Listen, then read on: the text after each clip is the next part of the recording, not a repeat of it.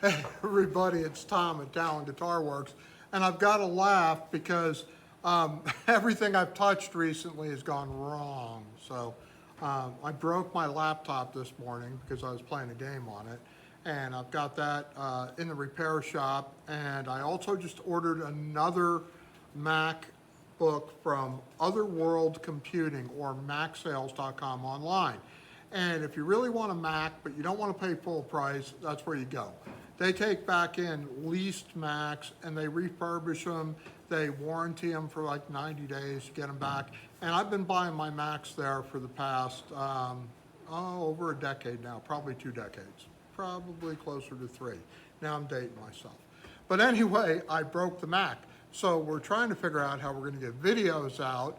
I do have some iMacs floating around, but what it is everything we have is clocked. And what I mean by that is the computer that's in the shop is more like for the studio stuff. It runs the mixers, it does the recordings on Logic and all that stuff. So I don't have email on that, I don't have photos on that or anything else, and it's not really connected to the internet per se because we don't have internet in the shop unless I open the side door and use the extender from the house.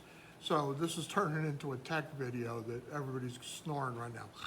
All right. Anyway, I do have an iMac in the music room in the house, and that is also clocked because that's got all the Apple Music on it and everything else, and it's got a 2 terabyte hard drive hooked up to it. This one's got a 1 terabyte. So we're going to try and figure out a workaround until my new laptop gets here and get these videos out. So what's been going on since then? Well, I'm still working on the Grudge Country Gentleman. I'm almost done with the bindings, which means I'll be ready to fill with epoxy some of the voids caused by the off-gassing in the mahogany and get it back to looking pretty and putting it back together. I also had a Parker Classic fly-in that I was doing a chip repair on, and it has been giving me fits trying to match the color on that, but that's almost done. Then we put together this guitar. And it's a Fender American Performer neck made in the USA and a Fender body made in the USA. And I had it sitting around, and I wanted to put this together and put a rail tail on it. So I called my buddy Kent Armstrong, the pickup manufacturer. I said, Kent, what can I do to get really cool bluesy pickups? And there was one pickup model I was using from Kent that I can't say the name now, but he sent me his tweed model with a super mod, I think it is. Let me get the paper real quick. What it is, in the neck is a Strat tweed tone, Strat hot middle, which is obviously reverse wound. If you know Kent, you know why. And then the bridge is also a Strat tweed tone. And I played it back and forth between this guitar and another guitar set up very similar, and I'm thinking I'm digging these pickups more. So the rail tail was also a lot of fun to put on. I got that on there pretty good. These are made by Floyd Rose or distributed by Floyd Rose, and it's a one-way trim. And if you want to try something that's a little bit better or a lot of bit better than the stock stuff that it came with, this could be put on by just about anybody. Follow the instructions that come with it. It does stay in tune. I didn't have any problem setting it up or getting it intonated, and it was pretty comfortable to put my palm of my hand on when playing, where I wasn't getting gouged to death by height adjustment screws. So this baby's out there. Now, why did I put this baby together? Well, besides the fact that I had the body and neck around, I don't like keeping stuff around that long, the mint green or surf green Strat that I put together left.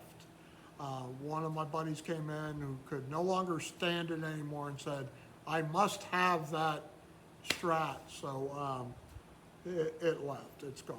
So that's out there. So look for a sound check. I'm gonna see if I get John or Tim to come in and play this thing and then compare it to the other Strat, and you could hear the difference that way. I'm not a great guitar player, but I like messing around with them. So on to the next item. And the next item is I got these Dunlop guitar setup mats in.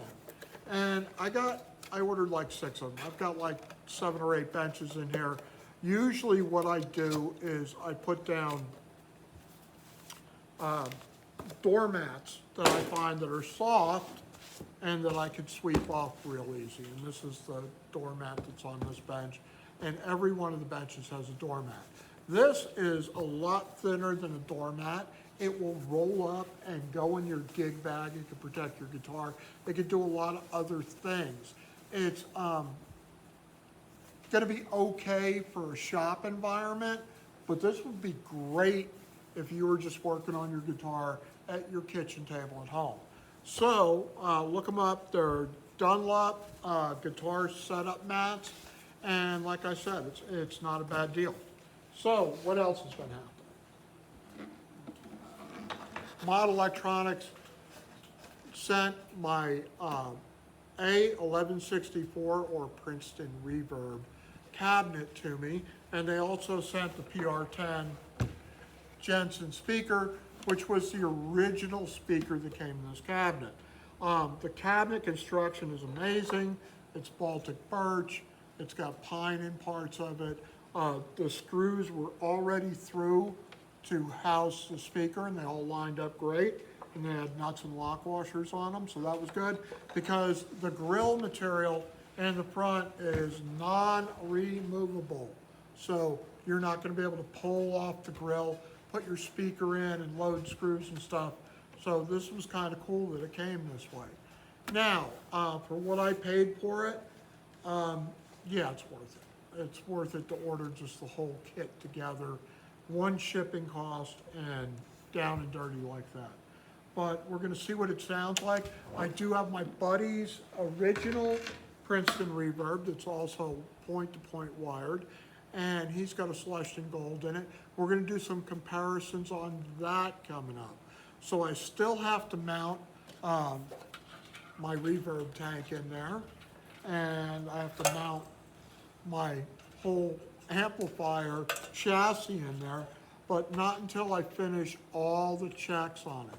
And I haven't gotten to that part yet because once again, it's a repair shop.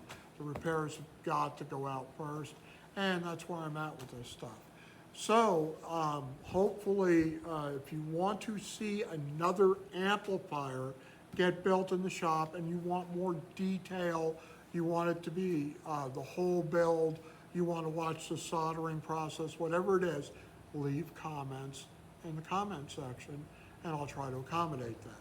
If you are trying to contact me, do not use email right now. Phone is the only thing I've got, man.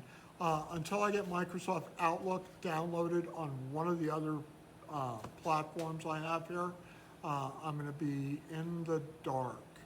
So I'm sure I'm gonna get that done by probably tonight or tomorrow. But once again, best way to get in touch with me is by phone. And the phone number is in the page address and all that stuff. It's on the business card that rolls at the front credits and everything else. So this is Tom from Talon Guitar Works. Hope you're having a great summer and hope you enjoyed the video. Remember, only half my ideas are only any good. You have to decide which half. Bye.